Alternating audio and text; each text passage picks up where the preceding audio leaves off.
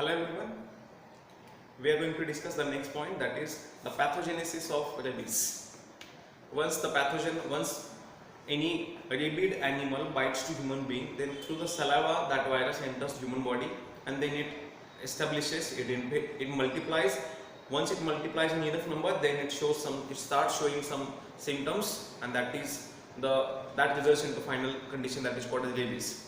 Okay, so how exactly the organism multiplies and how exactly it causes damage to the cells, let's discuss in this particular lecture.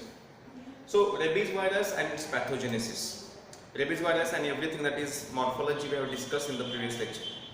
Now this rabies virus, rabies infection, it is a zoonotic infection, means through animal it transmits to human being. म्हणजे animals मधून human being मध्ये तो transmit होतो, त्याला आपण झूनोटिक म्हणतो.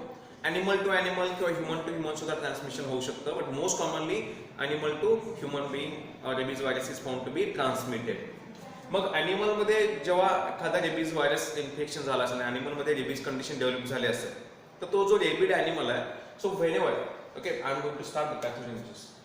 Whenever any rabid animal, okay, this is a dog, okay, so whenever any rabid animal, this is a rabid dog, it bites to human being, then through the saliva of that animal, the virus is inoculated into the muscles of that particular human being.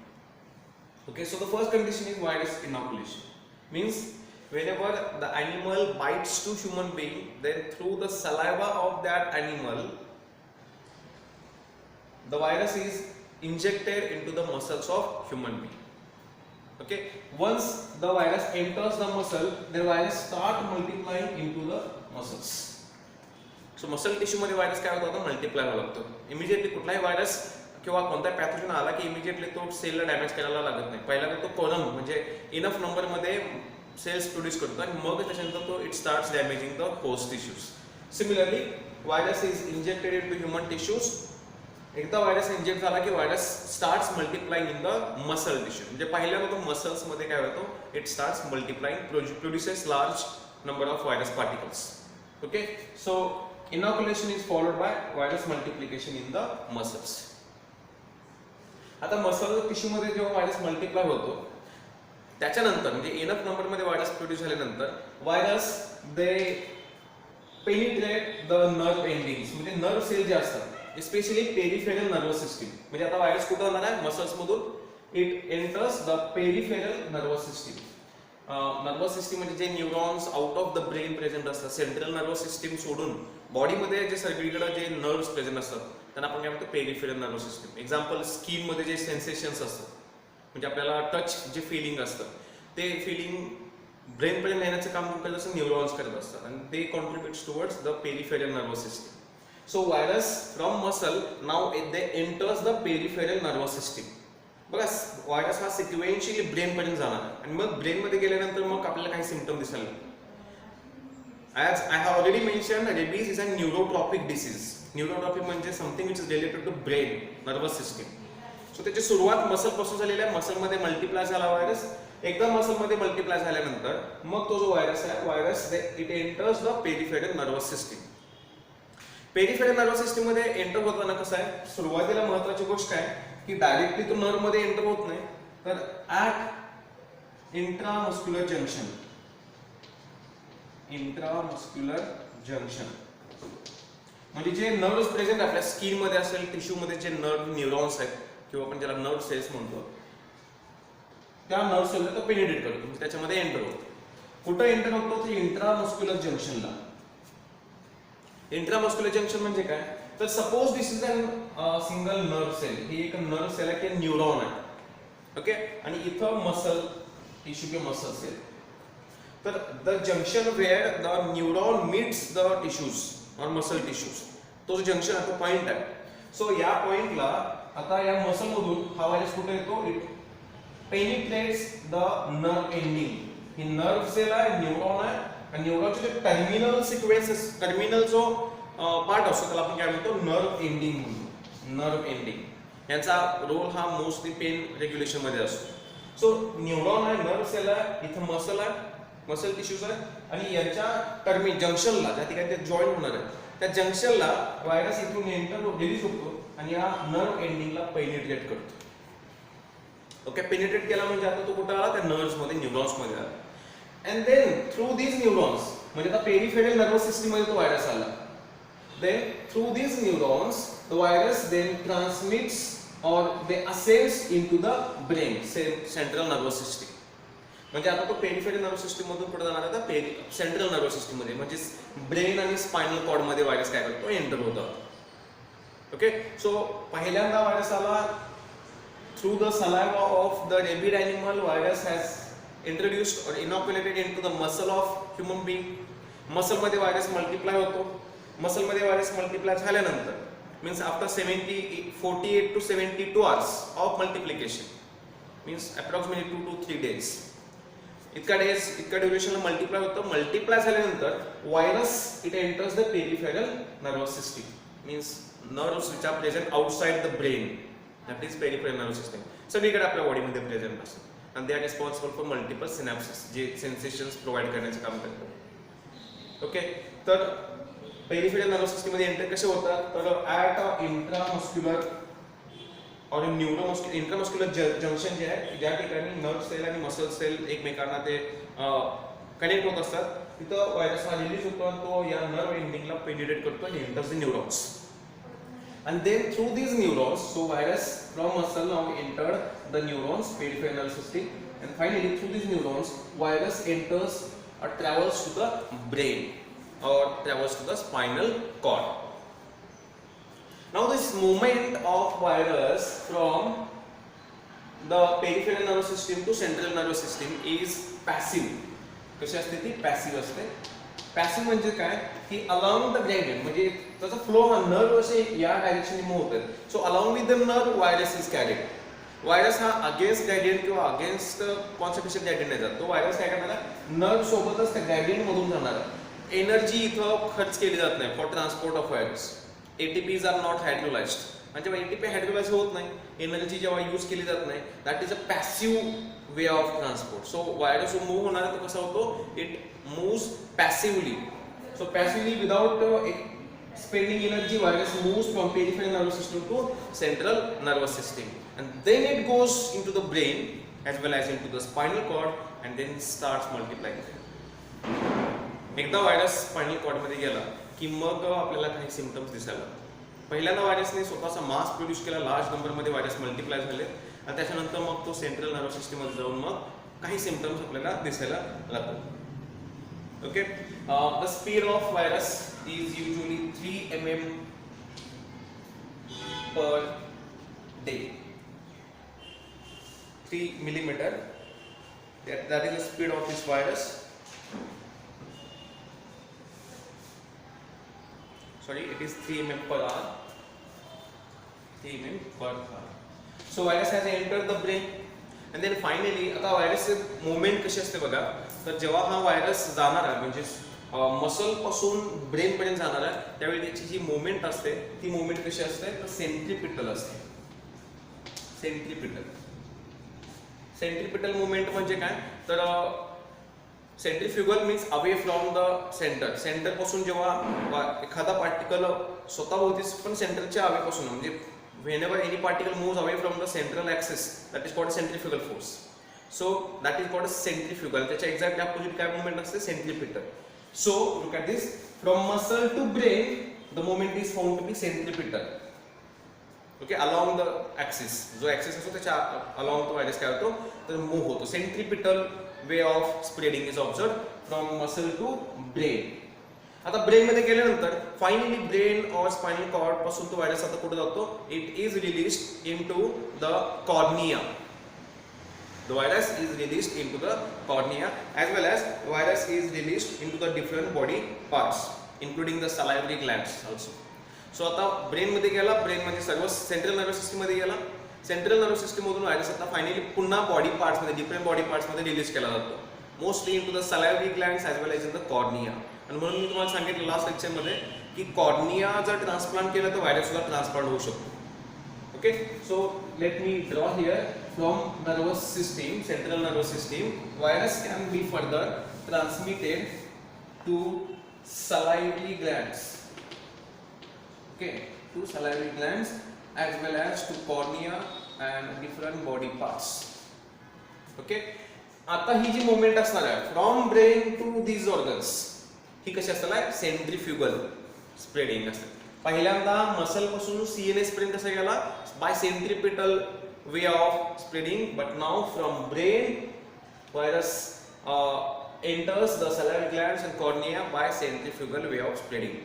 याला आपण retrograde movement सुद्धा म्हणतो. Okay, so in this way the virus it affects the brain and other body tissues and then starts showing some symptoms. So this is all about the pathogenesis of the rabies in human being. So this is all about the pathogenesis in human being. महत्त्वाचं हेच आहे कारण आपण त्याच्यानंतर pathogenesis in animals सुद्धा बघणार. थोडासा difference आहे, फारसा डिफरन्स नाही, पण ह्युमन बीइंग मध्ये पहिल्यांदा मसल नंतर पेरिफेरल नर्वस सिस्टीम आणि मग पेरिफेरल नर्वस सिस्टीम पासून व्हायरस हा सेंट्रल नर्वस सिस्टीम मध्ये जातो, ब्रेन मध्ये जातो, ब्रेन मधून तिथं डॅमेज करून मग व्हायरस पुन्हा कुठं स्प्रेड केला जातो, रिलीज केला जातो सलायव्हरी ग्लँड्स मध्ये आणि कॉर्निया मध्ये आणि as well as in the other body parts.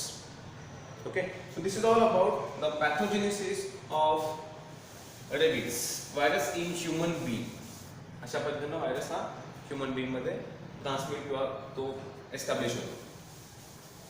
Once the virus enters and multiplies, damages the neurons, nerve tissues of the central nervous system, as well as enters the salivary gland, cornea, then some symptoms are observed.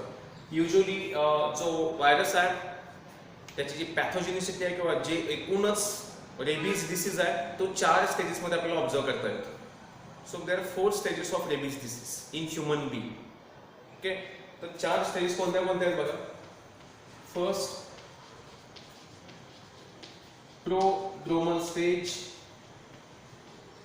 then second acute encephalitic stage,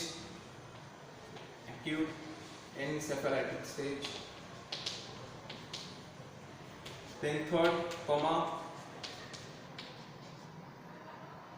and finally death can also be observed. So the establishment of rabies can be observed in 4 stages, and those stages are prodromal stage, acute encephalitic stage, coma stage, and finally death can also be observed in case of rabies. म्हणजेच काय की virus आल्यानंतर जे आता symptom दिसायला लागतात आपण एकूण जे सिम्पटम्स आहेत ते प्रत्येक स्टेज मध्ये वेगवेगळे डिफरंट बघू शकतो. ज्या it depends upon the level of the damage. Incubation period for this virus is approximately 1 to 3 months in human being. Okay, हा incubation period आहे. म्हणजे काय की व्हायरस इन्फेक्ट झाल्यापासून म्हणजे एंट्री झाल्यापासून व्हायरस मल्टिप्लाय झाल्यानंतर सिम्पटम दिसणार आहे. सो इन्फेक्शन पासून जे सिम्पटम दिसण्यापर्यंत जो ड्युरेशन असतो त्याला आपण काय म्हणतो इन्क्युबेशन पिरियड. आणि incubation period is approximately or on an average 1 to 3 months in human being. But in some cases it is also observed to be 7 days. काही मध्ये 7 days मध्ये 7 दिवसामध्ये सुद्धा सिम्पटम दिसायला लागतात आणि काही पेशंट मध्ये several years can also be observed. Symptom जोपर्यंत दिसत नाही तोपर्यंत ट्रीटमेंट करणं महत्त्वाचं असतं. Okay, so incubation period is approximately 1 to 3 months, sometimes as early as possible means जेवढं 7 days मध्ये सुद्धा बघू शकतो आपण आणि काही केसेस मध्ये several years are also required for complete observation of symptoms. Okay, मग आता हे ड्युरेशन जो आहे सिम्पटमचा हे डिपेंड कशावर असतं. तर फक्त याच व्हायरसच्या बाबतीत असं नाही पण कुठलाही पॅथोजन असेल तर त्याचा जो इन्क्युबेशन पिरियड मोस्टली कशा डिपेंड असतो तर मल्टिप्लिसिटी ऑफ इन्फेक्शन म्हणजे डोस. मल्टिप्लिसिटी ऑफ इन्फेक्शन म्हणजे किती नंबर आहे त्याचा लोड किती आहे मायक्रोबियल लोड म्हणजे व्हायरसचा नंबर किती जास्त असेल त्याच्यावर सुद्धा काही प्रमाणात इन्क्युबेशन पिरियड डिपेंड होतो. आणि in case of rabies incubation period also depends upon the site of bite. म्हणजे तो जो रेबिड ॲनिमल आहे तो ह्युमन बिंगला कुठं बाईट करणार आहे म्हणजेच the distance from the site of bite to brain किती जास्त आहे याच्यावर सुद्धा इन्क्युबेशन पिरियड बऱ्यापैकी डिपेंड असतो.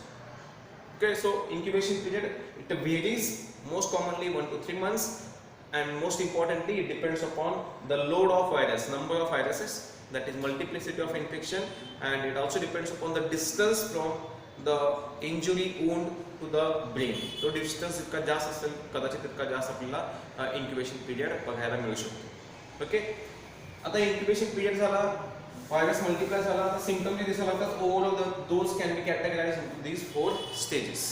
So we can categorize the symptoms into 4 stages: prodromal stage, then acute encephalitic stage, coma can also be observed, and death can also be observed.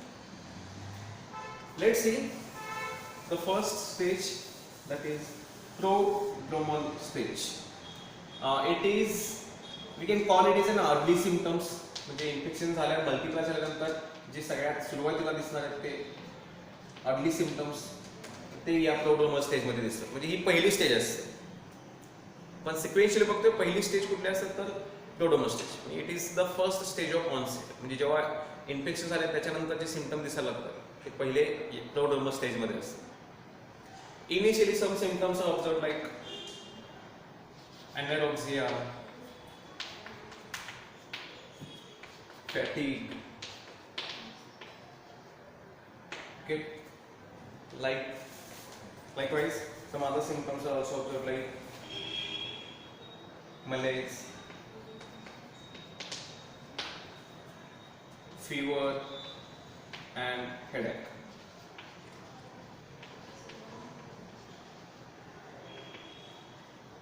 Okay, so the anorexia means loss of appetite. Okay, fatigue means थकवा होतो आपण जेव्हा. So anorexia, fatigue, malaise, fever, headache, these are some early symptoms observed in this case. म्हणजे prodromal stage मध्ये जे early symptoms असतात ते यापैकी काही असतात. याच्यापेक्षा थोडंसं वेगळं पण असतं. That is in some cases neuritic pains are also observed. Neuritic pains कुठं असतात तर mostly at the site of injury. ज्या ठिकाणी इंजुरी झालेली असते त्या साईडला आपल्याला न्यूरायटिक पेन्स. तर न्यूरायटिक पेन्स म्हणजे काय तर ज्याला आपण सिम्पली म्हणतो बघा जळजळणे असते. Burning pains are observed at the site of injury.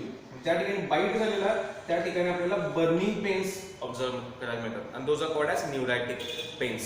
In some cases fasciculation can also be observed. Fasciculation means contraction of the muscle at the site of injury. ज्या ठिकाणी इंजुरी झालेली ज्या ठिकाणी बाईट झालेला त्या ठिकाणी आपल्याला fasciculation means the contraction of muscles can also be observe. Okay, so initial symptoms are anorexia, fatigue, malaise, fever, headache, followed by the neuritic pains and fasciculation. म्हणजे ज्या ठिकाणी इंजुरी झालेली आहे त्या ठिकाणी मसल कॉन्ट्रॅक्शन ऑब्झर्व होतं आणि त्या ठिकाणी आपल्याला काही बर्निंग पेन्स ज्याला आपण न्यूरायटिक टाइप ऑफ पेन सुद्धा म्हणतो. But this prodromal stage is mostly characterized by some major symptoms. हे कॉमन सिम्पटम्स आहेत पण याच्यात काही मेजर सिम्पटम्स सुद्धा आहेत. Like some major symptoms in this stage are apprehension, anxiety, insomnia. जे आपल्या सेंट्रल नर्वस सिस्टमशी रिलेटेड सिम्पटम्स आहेत ते सगळे येतात. Insomnia, then we can also observe depression, nervousness,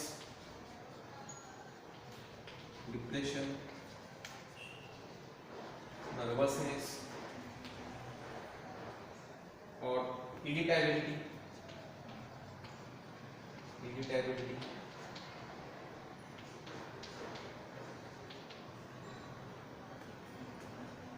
And in some cases or rarely spontaneous ejaculation is also observed.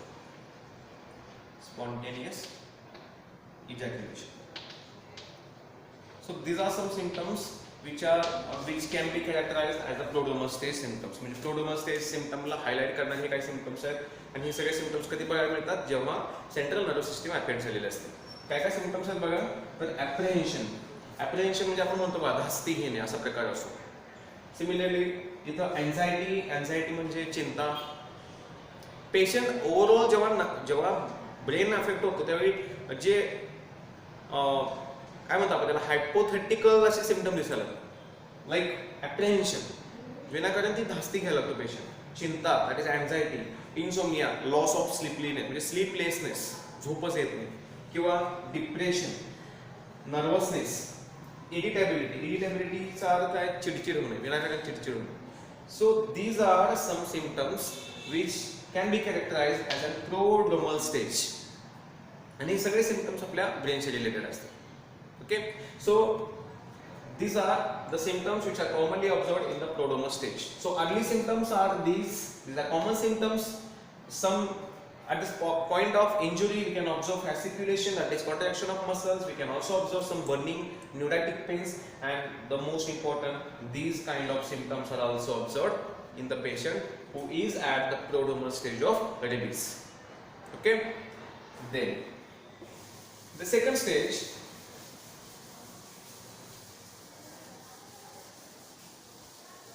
that is acute encephalitic stage. Acute encephalitic stage.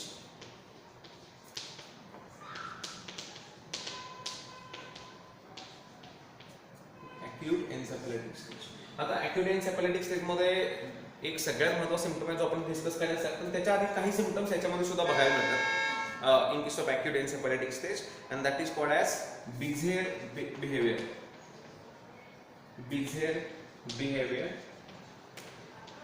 Agitation with respect to medical conditions something. Agitation, and the most important symptom that is observed in the rabies patient, and that is hydrophobia.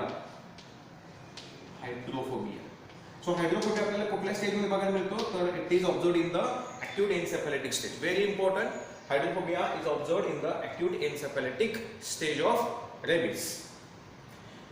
So पहिल्यांदा बिझियर behaviour म्हणजे काय, तर इथं जो patient आहे त्या पेशंटचं unexpected behaviour असतं, किंवा आपण त्याला म्हणतो की स्केरी बिहेवियर असतं, स्ट्रेंज बिहेवियर असतं, जे आपण कधी एक्सपेक्ट करत अशा प्रकारचे strange behaviour, that is called bizarre behaviour. Agitation, आता एजिटेशन मध्ये सुद्धा मल्टिपल सिम्पटम्स आहेत. Patient start feeling uneasy, that is uneasiness, over excitement, nervousness. These are some symptoms in the agitation. So agitation is characterized by uneasiness, patient feels uneasy, loss of emotions, over excitement, nervousness. These are some symptoms which are known as an agitation symptom. Okay, so Bezier behavior means strange behavior is observed, then agitation is observed.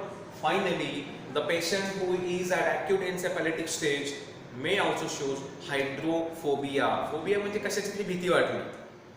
Hydro means water. So mostly असा जो patient आहे, rapid patient जो असेल त्याच्यामध्ये hydrophobia हा सगळ्यात commonly observe केला जातो, जर या स्टेजमध्ये किंवा सिरियस कंडिशनमध्ये पेशंट असेल. हायड्रोफोबियामध्ये काय असतं की पेशंट फील्स इंटेन्स थर्स्ट. म्हणजे तहान लागते. Patient it can be able to swallow the solid food, म्हणजे सॉलिड फूड तो कंझ्युम करू शकतो, पण जेव्हा लिक्विड मटेरियल येतं, वॉटर जेव्हा येतं, त्यावेळी त्या पेशंटमध्ये काही आपल्याला अनएक्सपेक्टेड बिहेवियर बघायला मिळतं. जेव्हा whenever patient sees the water, म्हणजे जेव्हा ड्युरिंग स्वॅलोइंग ऑफ वॉटर, जेव्हा पाणी तो पिणं असतो त्यावेळी काय होतं, there is found to be contraction of diaphragm and other respiratory tissues. So diaphragm and other respiratory tissues contracts during swallowing. म्हणजे जेव्हा पाणी पिलं जातं त्यावेळी काय होतं की तिथलं जे डायफ्रॅम असेल किंवा जे रेस्पिरेटरी टिश्यूज आहेत त्याचं कॉन्ट्रॅक्शन होतं, आणि कॉन्ट्रॅक्शन झाल्यानंतर patient feels pain and fear. Contraction of diaphragm is followed by pains and fear. Fear of water, म्हणजे वॉटरचा साऊंड असेल किंवा वॉटर नुसतं बघितलं तरी पेशंट हा थोडासा नाही खूप सारा असं त्याच्यामध्ये फिअर डेव्हलप होतो, आणि that condition is called as hydrophobia. Hydrophobia, patient suffers from the intense thirst but unable to drink water. Patient can swallow the solid food but unable to drink the liquid food. और during swallowing patient feels uneasy, म्हणजे difficulty in swallowing is observe. जेव्हा swallowing करत असतं patient त्यावेळी काय होतं, contraction होत असतं मसलचं, रेस्पिरेटरी मसलचं, आणि मग त्यावेळी काय होतं की पेशंट जर ते वॉटर बघितला किंवा त्याचा जर साऊंड जरी आला वॉटरचा, तरी पेशंटमध्ये खूप सारी अशी भीती किंवा आपण म्हणतो फिअर डेव्हलप व्हायला लागतो. It is also followed by pains, tremendous pains patient may observe और feel. Okay, that condition is called as hydrophobia. So rabies is directly associated with the hydrophobia. And जर पेशंटमध्ये हायड्रोफोबिया असेल, that means it is at the serious stage of the rabies. Acute encephalitic स्टेजमध्ये जर hydrophobic develop झाला तर patient त्याच्यानंतर कोमामध्ये आणि finally डेथमध्ये सुद्धा जाऊ शकतो. Okay, usually this hydrophobia is observed at the transition of this phase and coma phase. याच्या ट्रान्झिशन हायड्रोफोबिया ऑब्झर्व केला जातो. After the acute encephalitic stage, the third stage, that is coma, can also be observed. So this is the third coma.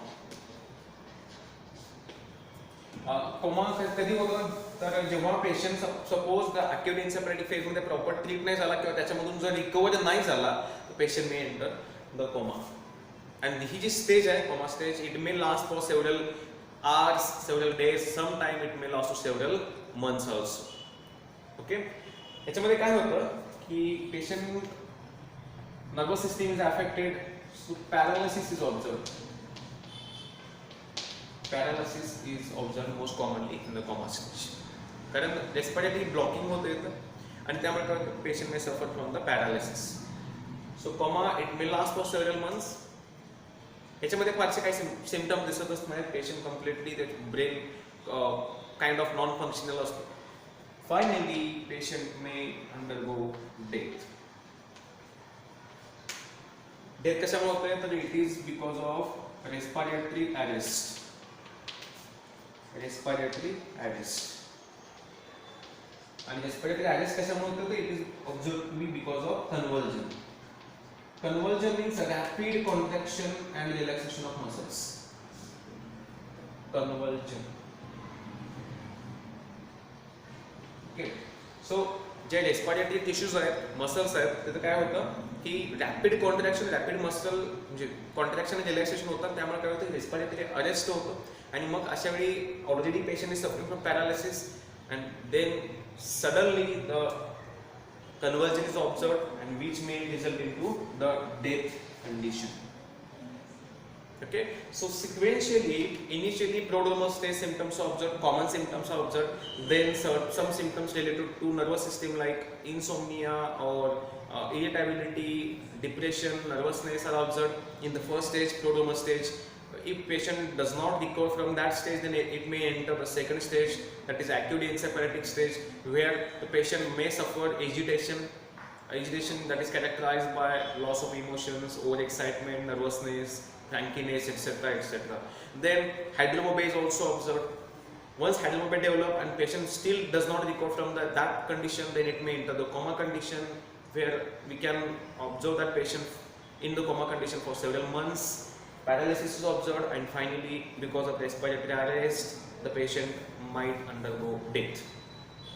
So this is the pathogenesis of the rabies virus in human beings. In the next lecture we will discuss the pathogenesis of rabies in the animals, especially in the dog. Okay.